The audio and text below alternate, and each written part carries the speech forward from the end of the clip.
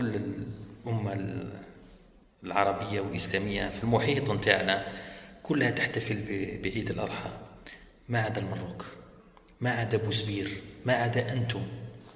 وأقف في هذا المقام لأشهد شهادة لا مجاملة فيها، وقد قلتها سابقا في غير مناسبة، فنحن كمراقبين وخبراء في مسألة رؤية الهلال منذ ما يزيد عن العقدين، فإننا نهنئكم في المملكة المغربية على نهجكم المعتمد في مسألة رؤية الهلال.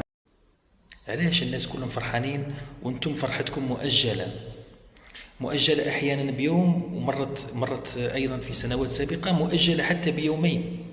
فأنتم ويحق لكم أن تفخروا أفضل دولة في العالم الإسلامي في تحديد بدايات الأشهر الهجرية باعتماد رؤية الهلال شرطا لبدء الشهر.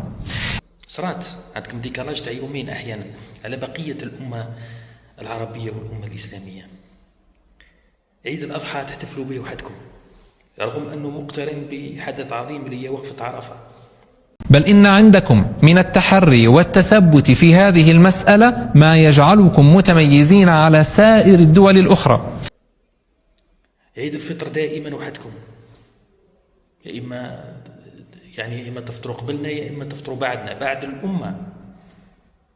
أولا، المملكة المغربية هي الدولة العربية وربما الإسلامية الوحيدة التي تتحرى جميع، وأشدد على كلمة جميع، التي تتحرى جميع أهلة الأشهر الهجرية بشكل رسمي، وتعلن نتيجة التحري ليلة 29.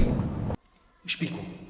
يعني وش معناتها أنه تونس تشوف الهلال، مصر تشوف الهلال، ليبيا تشوف الهلال، الجزائر تشوف الهلال، الصحراء الغربية يشوفوا الهلال، السنغال يشوفوه، النيجر يشوفوه، موريتانيا يشوفوه، الجالية تاعنا في أوروبا يشوفوه، إلا المروك ما يشوفوش.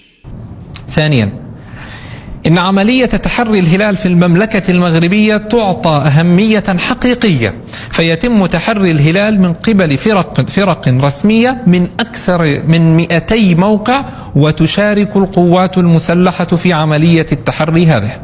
إلا المروك ما يشوفوش، إلا المروك.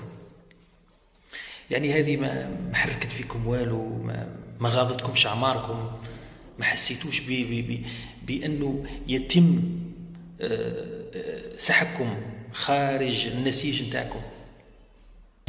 في الواقع إن هذا الاهتمام الكبير في هذه المسألة إلى هذا الحد غير موجود في أي دولة أخرى.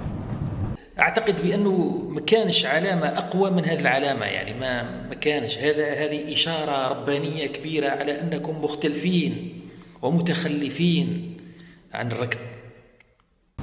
ثالثا، كان من الطبيعي لما ذكرت من النقطة الأولى والثانية أن تكون الأخطاء في تحديد بدايات الأشهر الهجرية في المملكة المغربية شبه معدومة إن لم تكن معدومة أصلا.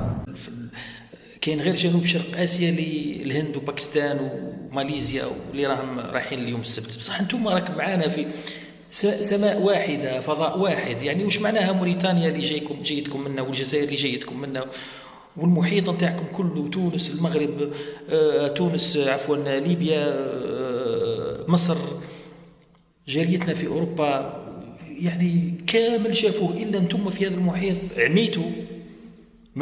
فلم يردنا خلال ما يزيد عن 20 سنة الماضية أي إعلان رسمي عن المملكة المغربية عن رؤية هلال كان يخالف ما يقرره العلم القطعي.